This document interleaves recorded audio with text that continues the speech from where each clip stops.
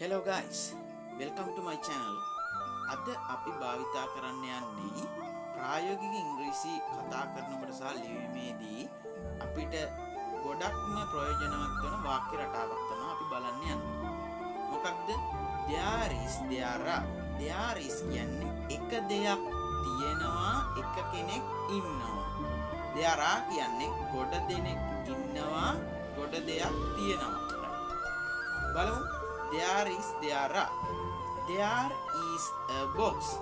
පෙට්ටියක් තියෙනවා. There is a man.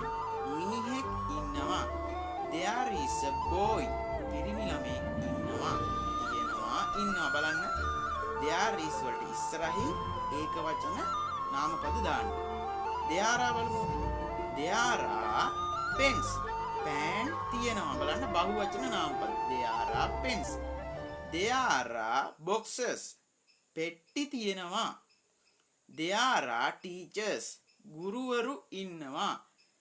There are buses. Bus තියෙනවා. බලන්න මේ දෙකේම අදහස තියෙනවා ඉන්නවා. ඒක වචන සහ බහුවචන වශයෙන් වර්ග දෙකකට බෙදෙනවා. පැහැදිලිද? එතකොට ඔයාලට basic to advanced english ඉගෙන ගන්න ආසයි නම් free. ඔයාලා උඩ මගේ bio එකේ link එක දාලා තියෙනවා YouTube channel එකේ. බෙල් ගිහිල්ලා subscribe කරලා bell icon එක click කරලා තියාගන්න. එහෙනම් ජය